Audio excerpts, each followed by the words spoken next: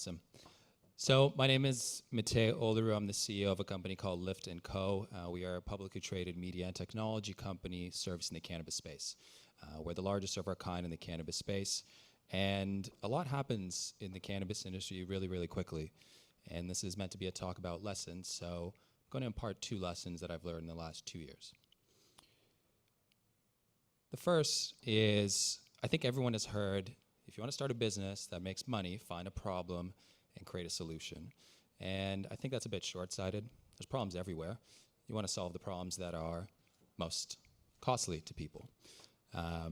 And I think those are those problems that create inefficiencies in commerce. Square, for example, made commerce for small merchants easier. Cover, makes commerce in terms of getting insurance coverage easier. And we were 6 people 2 years ago to date. We've since raised $14 million and gone public on this very simple premise. And that premise is that the cannabis industry is extremely, extremely inefficient when it comes to transacting.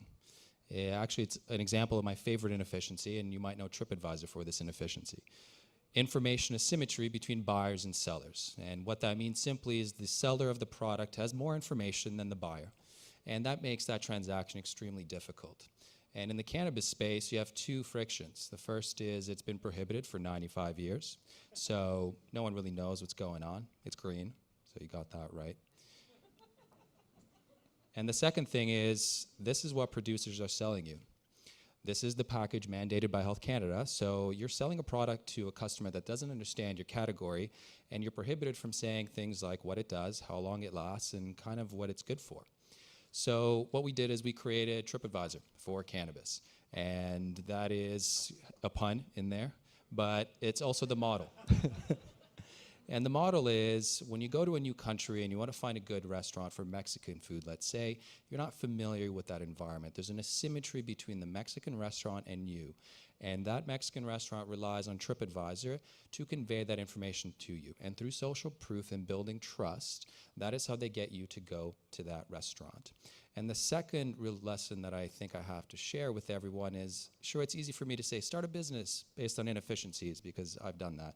But I think the business advice that really applies to everyone is build trust in your brand. PwC was up earlier talking about their awards that they're doing.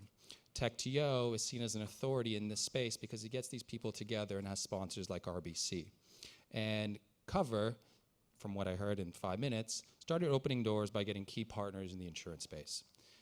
If you think about what trust does in your brand, it essentially opens doors and it stops people from thinking too much about what you're trying to sell them and what you're trying to do.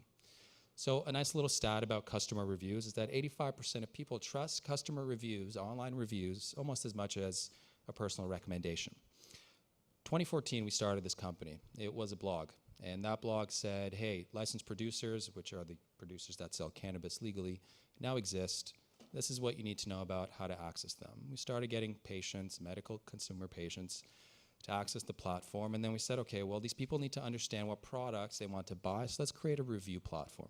And it kind of just sat there. There was a blog, there was a review platform, and we figured, okay, well, people actually need to use this thing. So we said, well, what if we just got the industry to validate what we do?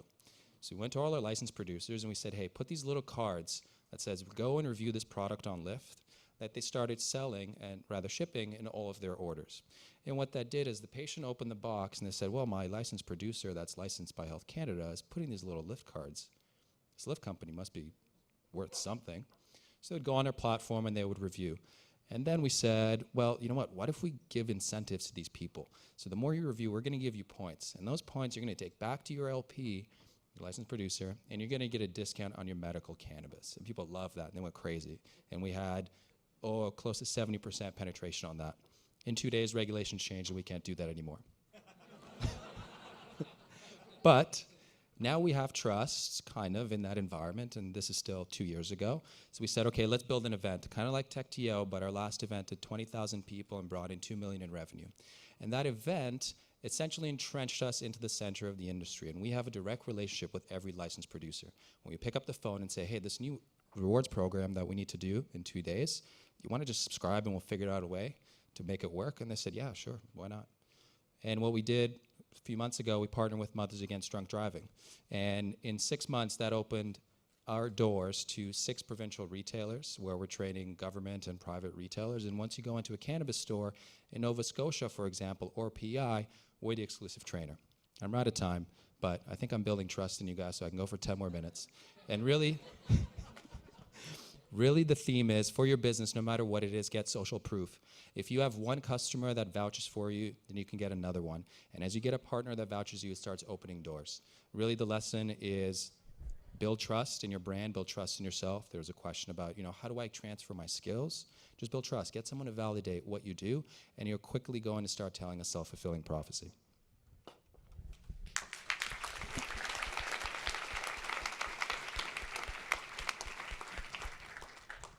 Two questions. Hello, everyone. My name is Mustafa, and I have a question for you, Matei. When you were sitting in that first meeting with the first producer, how did you manage to convince them to invest time in your idea and develop a partnership with you? Thank you. Good question.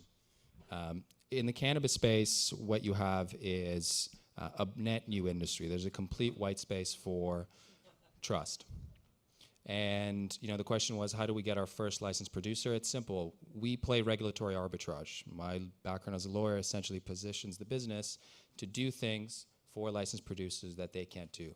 So as a producer, you cannot say what your product does. And we said, hey, we're going to build a review platform that kind of gets you to say what your product does without you saying it. We'll cover it. And they said, yeah, I got nothing to lose. Let me try it. And that's honestly how. Over here on your left.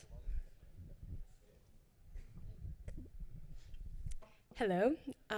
My question Hello. is, I am currently in law school, and I understand that you made the transition from law to business, and I was just wondering what that was like. Did you encounter any barriers? It seems like you deal a lot with the law still. Yeah, anything you can speak to would be awesome. I think everyone should go to law school. I don't. I'm just kidding. I don't think everyone should practice law. But I think everyone should go to law school because it teaches you a methodical way of breaking down problems and issues and analyzing them.